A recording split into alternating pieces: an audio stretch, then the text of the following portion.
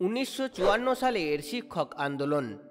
মাধ্যমিক শিক্ষা বোর্ডের সুপারিশ অনুযায়ী শিক্ষকদের ৩৫ টাকা মহার্ঘ ভাতা দিতে হবে এবং বেতন ৭৫ টাকা থেকে ১৮০ টাকা করতে হবে। সেই বছর ১২ই ফেব্রুয়ারি সারা বাংলা হরতালের ডাক দেয় বামপন্থীরা। উত্তপ্ত হয়ে ওঠে বাংলা। মিছিল আটকাতে শক্ত হতে হয় পুলিশকে। মিছিল থেকে পুলিশের বিরুদ্ধে স্লোগান ওঠে, পুলিশ তুমি যতই মারো, মাইনে তোমার ১১২। পুলিশ শক্তিকে প্রয়োগ করে বিধান রায় সেদিন শিক্ষক আন্দোলনকে ঠেকিয়ে দিয়েছিলেন। ট্রাম ভাড়া বৃদ্ধি হোক আর খাদ্য আন্দোলনই হোক, সরকার বিরোধী বিভিন্ন আন্দোলন কমিউনিস্টদের পায়ের তলার জমি অনেকখানি শক্ত করেছিল ঠিকই, কিন্তু দক্ষ প্রশাসক ডাক্তার বিধানচন্দ্র রায় তাকে বিশেষ মাথাচাড়া দিয়ে উঠতে দেননি। নমস্কার, জীবনপঞ্জি ইউটিউব চ্যানেলে আপনাদের স্বাগত জানাই। বিধানবাবুর আশ্চর্যজনক বিভিন্ন চিকিৎসার ঘটনা তো আমরা অনেক শুনেছি, কিন্তু আজ আপনাদের জানাবো ডাক্তার বিধান রায় প্রশাসক হিসাবে কতটা দক্ষ ছিলেন সেই অজানা কাহিনী। আমি নিশ্চিত এই ভিডিওর মাধ্যমে আপনারা যেসব অজানা তথ্য জানতে পারবেন, তাতে করে বিধানবাবুর প্রতি আপনাদের শ্রদ্ধা আরও বহু গুণ বৃদ্ধি পাবে। তাই আপনাদের প্রতি আমার একান্ত অনুরোধ, ভিডিওটি অবশ্যই শেষ পর্যন্ত দেখুন। 1948 সালে বাংলায় প্রফুল্ল ঘোষের মন্ত্রিসভা ভেঙে গেলে ডাক্তার বিধান রায় প্রদেশ কংগ্রেসের প্রধান নির্বাচিত হন এবং তাকে পশ্চিমবঙ্গ সরকারের দায়িত্ব নিতে হয়। তখন তার বয়স ৬৫ বছর। এরপর এক টানা ১৪.৫ বছর তিনি সেই দায়িত্ব অত্যন্ত নিষ্ঠার সঙ্গে পালন করেছেন।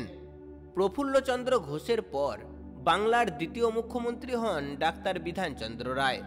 তিনি এই দায়িত্ব নিয়েছিলেন 1948-এর 23শে জানুয়ারি, অর্থাৎ নেতাজি সুভাষচন্দ্র বসুর জন্মদিনের দিন। সুভাষচন্দ্রের চেয়ে বিধানবাবু ছিলেন 15 বছরের বড়, আর নেহেরুর থেকে ছিলেন বছর 7 বড়। সুভাষবাবু এবং নেহেরু দুজনের সঙ্গেই বিধানবাবুর সম্পর্ক ছিল বন্ধুর মতো। দেশবন্ধু চিত্তরঞ্জন দাসের হাত ধরেই রাজনীতিতে উত্থান ডাক্তার বিধানচন্দ্র রায়ের।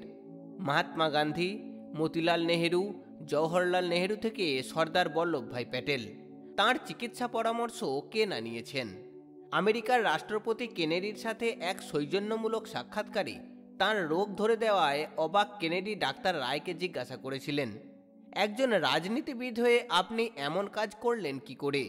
উত্তরে বিধান রায় বলেছিলেন, sir, I am doctor by profession and a politician my passion.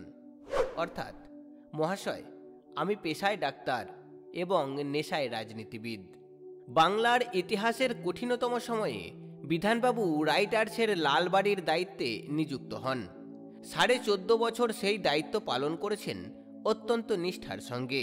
Doctor রায়ের সেক্রেটারি শরৎ চক্রবর্তী এক জায়গায় লিখেছেন, প্রথম 2 বছর তিনি ঘরের খেয়ে বনের মোষ তাড়িয়েছিলেন, অর্থাৎ নিজের জমি বিক্রি করেছিলেন, নিজের শেয়ার বিক্রি করেছিলেন, এমনকি শৈলশহর শিলংয়ের প্রিয় বাড়িটাও বিক্রি করে দিয়েছিলেন বিধানবাবু। তারপরেও কলকাতার নিন্দুক সমাজ বিধানবাবুর সম্বন্ধে রটিয়েছিল হাজারো অপবাদ, যেমন বড় ডাক্তার কিন্তু মদ খেতেন, বা জেলে যেতে বিধানবাবুর খুব ভয়। শুধু তাই না, রাজনৈতিক নিন্দুকরা তাঁর জামা অবধি টেনে ছিঁড়ে দিয়েছিল। কলকাতায় সাম্প্রদায়িক দাঙ্গার সময় তাঁর বাড়িতে আগুন লাগিয়ে দেওয়া হয়েছিল এবং যে মানুষটি দেশের জন্য একের পর এক নিজের ব্যক্তিগত সম্পত্তি পর্যন্ত বন্ধক দিয়েছিলেন, বিক্রি করে দিয়েছিলেন, তাকে চোর অপবাদ দেওয়া হয়েছিল। এমনকি বিধান রায় সরকারকে ঠকিয়েছেন এমন কথাও বিরোধীরা বলেছিল। ডাক্তার রায়ের বিরুদ্ধে এইসব কথাগুলির একটাও যে সত্যি ছিল না, সেই বিষয়ে বিশদে লিখেছেন ডাক্তার রায়ের প্রথম জীবনীকার কেপি থমাস। তিনি লিখেছেন, ডাক্তার রায় মদ্যপান তো দূর অস্ত, ধূমপান অবধি করতেন না, তাহলেই বুঝুন। ডাক্তার রায়কে কলকাতা বিশ্ববিদ্যালয়ের ফেলো হওয়ার সরাসরি প্রস্তাব দিয়েছিলেন তৎকালীন উপাচার্য স্যার আশুতোষ মুখোপাধ্যায়, কিন্তু তিনি সে পথে না হেঁটে সেনেট নির্বাচনে দাঁড়ান এবং মন্মথনাথ রায়চৌধুরী, চারুচন্দ্র বিশ্বাসের মতো দিকপাল ব্যক্তিদের হারিয়ে বিপুল ভোটে জয়লাভ করেন। এরপর আশুতোষবাবু বিধানচন্দ্রের মধ্যে রাজনৈতিক ব্যক্তিত্ব খুঁজে পান এবং তাকে পরামর্শ দেন নির্বাচনে প্রতিদ্বন্দ্বিতা করার। নির্দল প্রার্থী হিসাবে বিধান রায়কে উত্তর কলকাতার মিউনিসিপ্যাল কেন্দ্র তথা ব্যারাকপুরকে বেছেও দেন। আর ডাক্তার বিধান রায়ের বিপক্ষে কে দাঁড়িয়েছিলেন জানেন? রাষ্ট্রগুরু সুরেন্দ্রনাথ বন্দ্যোপাধ্যায়। তবুও বিপুল ভোটে জয়ী হন ডাক্তার বিধানচন্দ্র রায়। প্রায় ৩,০০০-এরও বেশি ভোটে হারতে হয়েছিল সুরেন্দ্রনাথকে। ১৯৩০ সাল, গান্ধীজির আইন অমান্য আন্দোলনে জড়িয়ে পড়েন বিধানবাবু। ফলে আলিপুর সেন্ট্রাল জেলে বন্দী হয়ে আসতে হয় তাকে। আর এসেই তিনি বলেন, আমি রাজবন্দির মর্যাদা নেব না, সশ্রম কারাদণ্ড নেব, শ্রম দেব জেল হাসপাতালে বন্দি রোগীদের সেবা করে। সেই মতো বিধান রায় কাজ শুরু করলেন। হাসপাতালে রাউন্ড দিতেন, আর তার পিছনে থাকতেন ফাইল হাতে জেলের সরকারি ডাক্তাররা। একদিন কি হলো, সরকারি ডাক্তাররা সময় মতো আসেননি। বিধানবাবুর রোগী দেখা শেষ। সরকারি ডাক্তার এসে বললেন, স্যার একটু দেরি হয়ে গেল, কি আর করব? বিধান রায় বললেন, চিন্তা নেই, আমি এক এক করে প্রেসক্রিপশন বলে যাচ্ছি, তুমি লিখে নাও। এরপর বিধানবাবু পরপর ৪০ জন রোগীর প্রেসক্রিপশন এক টানা বলে গেলেন। আর সরকারি ডাক্তার অবাক হয়ে সবকিছু লিখেও নিলেন।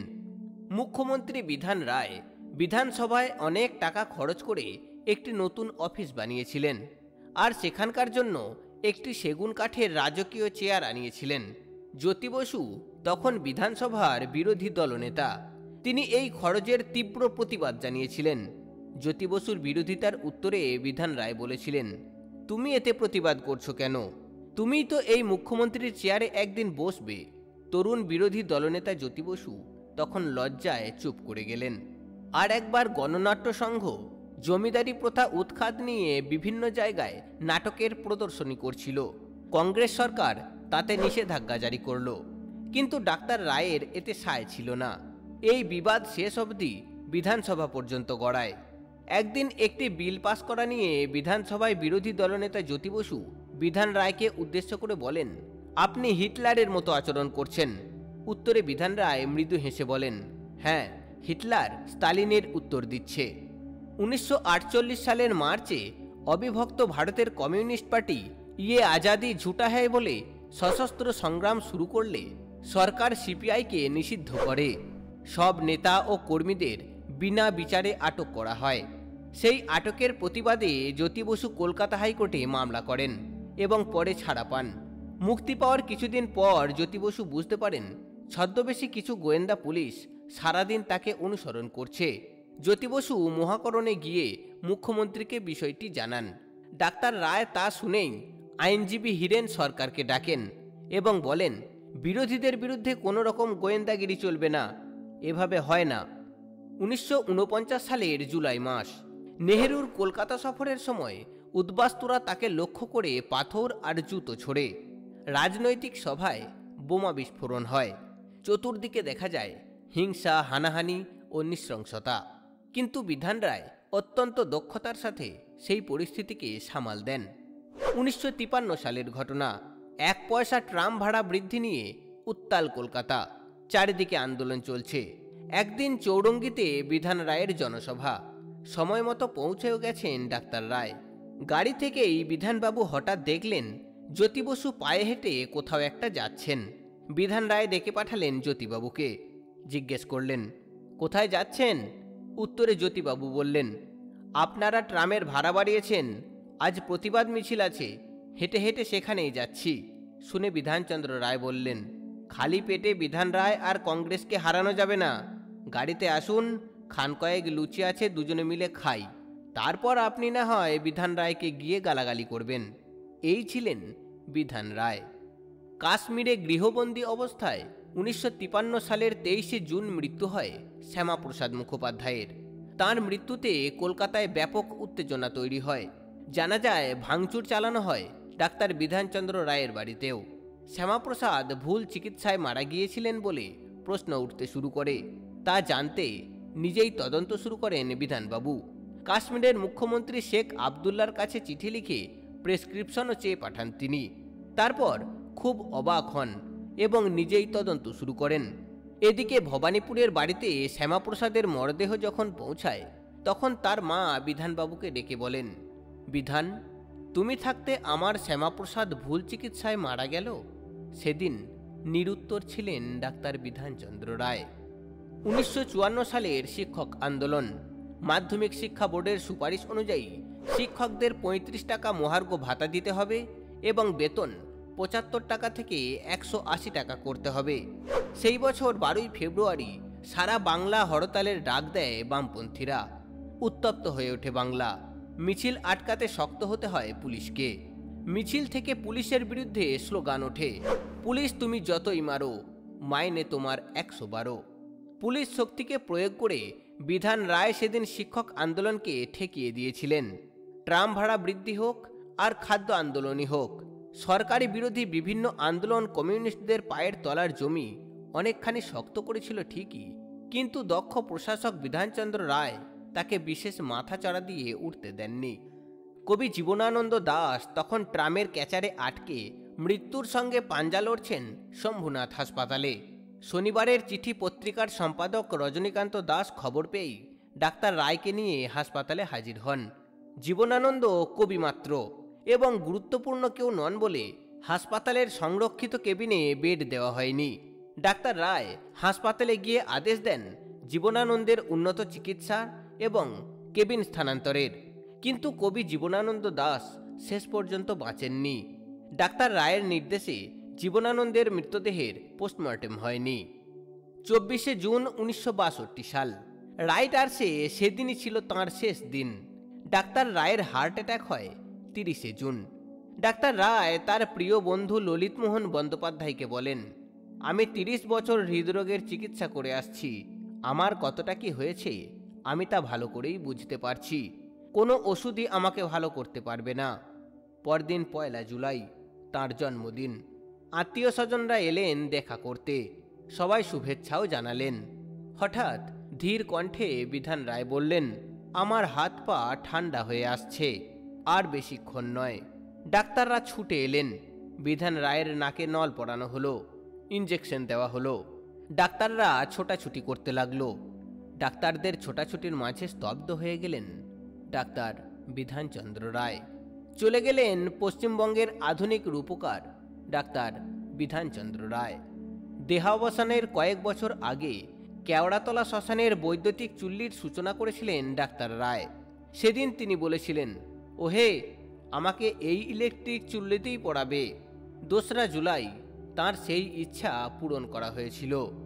ডাক্তার বিধানচন্দ্র রায়ের মৃত্যুর পর ব্রিটিশ মেডিকেল জার্নালে তাকে শ্রদ্ধা জ্ঞাপন করে লেখা হয়, first medical consultant in the subcontinent of India. দেশবন্ধুর স্ত্রী বাসন্তী দেবী বিধান রায়ের মহাপ্রয়াণে বলেছিলেন, বিধান পুণ্যাত্মা, তাই জন্মদিনেই চলে গেল। ভগবান বুদ্ধও তাঁর জন্মদিনে সমাধি লাভ করেছিলেন। বন্ধুরা, ডাক্তার বিধানচন্দ্র রায়ের রাজনৈতিক জীবন সম্পর্কিত এই ভিডিওটি আপনাদের কেমন লাগলো তা অবশ্যই কমেন্ট করে জানাবেন। যদি ভালো লাগে তাহলে চ্যানেলটিকে সাবস্ক্রাইব করে পাশে থাকবেন। ফিরে আসবো পরবর্তী ভিডিও নিয়ে। ভালো থাকুন, সুস্থ থাকুন। নমস্কার।